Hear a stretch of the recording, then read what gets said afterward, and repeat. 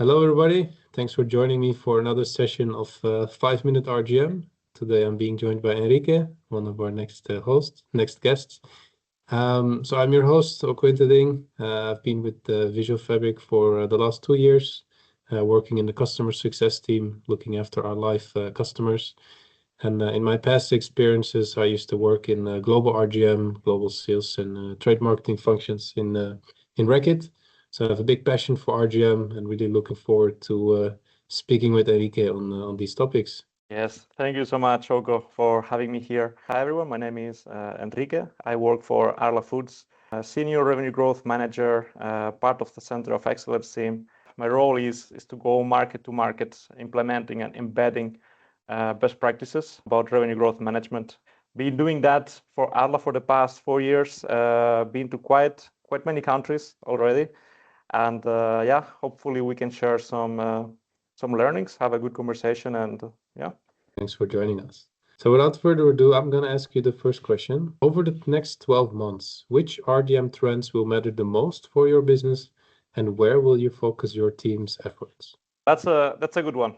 For me and for our team, what we want to achieve, what we're focusing now is on achieving faster and more precise analytics. I'm going market to market, bringing a team with me, doing market diagnostics and developing business cases, recommendations, etc. Right now, what we are learning is that ideally you can automate a lot of these things. Right, you can automate a lot of the processes, but the more we learn from each market, the better we get. And now we are at the point where we want to really find ways to optimize processes, optimize a little bit different areas where we are doing analytics, so that this process of diagnostic, this process of coming up with good proposals can be much faster and much more precise. Right, the most important fronts are three.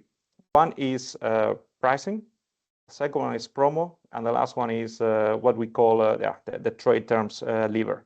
I think it's those three areas are the ones that right now for us can bring a lot of value to our business, to our customers, and to our consumers. I would also like to improve our quality when it comes to data.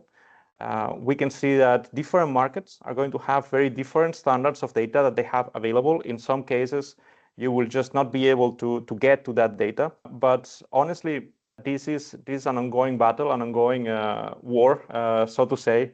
I would say for me, long term is the data part. Short term, let's play with what we have. Let's focus on price, on promo, and on trade terms / profit pool analysis.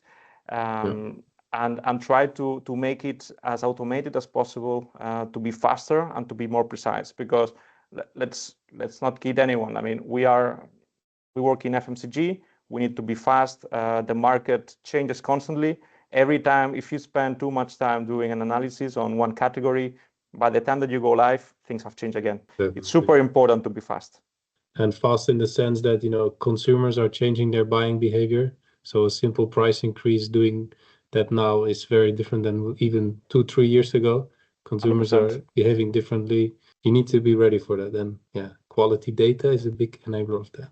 Would you also say that there is a RGM capability which you have not prioritized so much in the past, which is now really become essential for your team? I have two.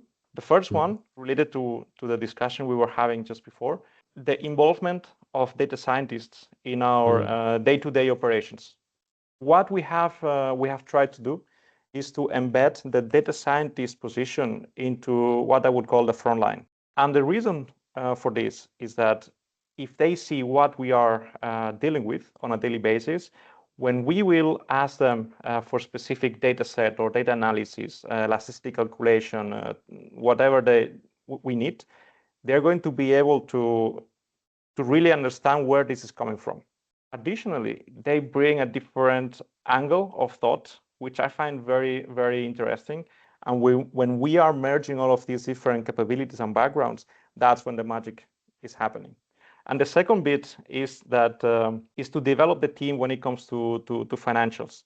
Everybody is now able to read, comprehend, and develop good business cases that are going to be accurate. Yeah. I want to finish this with one thought that I learned from a French VP in one of my previous companies. What you don't track, you don't improve. And I can tell you that has been with me since many years, because it has really proven to be true. Nice. I'm taking a note. Another question that I have is, I'm curious, especially in your view, where do you see RGM as helping to solve internal misalignment between areas like sales, finance, and supply chain? This one touches me very closely. I used to be part of supply chain in the past. I do know how tensions can arise between different departments, right? I think revenue growth management sits at the intersection between those departments, and I would even add maybe other departments like category management or marketing, etc. Where revenue growth management comes into play is where we bring the bigger picture. Hey, finance, sure, profit is good, but maybe this is not sustainable. Maybe we need to take strategic direction and not look so much into profit for the next 1 to 2 or 3 years, right? Give this brand, this innovation a bit more room to breathe for a few years. Then we can make a strategy together to bring up the profit. Or you can discuss with sales, hey, I love that you are planning to sell this at this price, but if you look at the profit pool evolution about this customer, this will not be a very healthy profit for us. And in a few years, maybe we're at risk that the brand has to, the product has to be delisted, or it's bringing the big picture is what makes RGM the perfect translator, I would say, among those departments, because we need always to think a bit what's a big context, and many times those departments, they work in silos. Yeah. If you had to make one bold prediction about RGM 5 years from now, what would it be and why?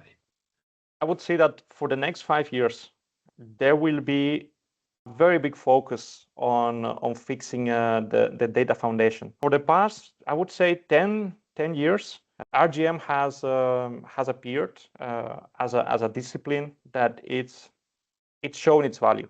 It's been very powerful. It comes with a way of looking at the business and collaborating between many departments that is very, it has proven that it can bring a lot of value, profit, it can bring everybody closer together. It works, right?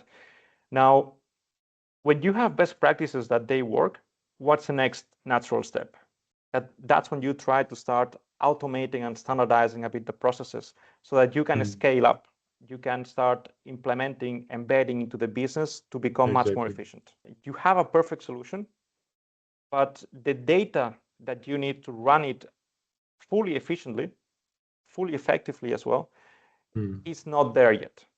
And that we need to do the homework before we can implement these amazing tools. And they are amazing platforms. They are best in class. They're taking the input from data scientists, sales, marketeers, RGM, etc., all into one. Now companies are going to take a step back, realize that, hey, we need good data. They will clean the data. They will take this focus on cleaning the data, and then they will resume again with implementation. You can have a Ferrari, but if you don't have a road, the Ferrari is going to be useless. If your company is not on track or is not assessing several digitalization options, in 5 to 10 years, I think that they will be at a very bad position compared to competitors. It has to happen. I see it a lot across the industry, especially laying this data foundation, so then it can be really standardized across countries, markets, across teams, so that everybody understands it, and then you can really train your systems to ingest this data. So as you say, you have a playbook that works. How can you make sure it stays up to date and expand it and deploy it? And you need a strong data foundation for that. That's a strong beginning. With that, I'm coming to my final question. What is one lesson you have learned early on in your career that still shapes your RGM approach today? I would say always put yourself in the shoes of the person that you have in front. That was one lesson that for me it really opened my eyes. I tried to understand what's a person in front of me going through. What is the full context of the problem that we have at hand? If we have a problem, for example, sometimes we don't have all the information. People take decisions and maybe they see things that we don't. Always asking why, always being open, try to understand the context, think a bit from the other person's perspective. That has been the key lesson for me, and I think it's helping me massively in RGM, because as we said before, we need to be in the middle of all of these departments that are working in silos, right? So understanding is very important. I can definitely see that. All right, thanks a lot, Enrique. It was very, very valuable for me, and I think for our viewers as well. Thanks a lot again, Enrique, and Thank you. We'll keep in touch. Thank you, Ogo. Have a great day.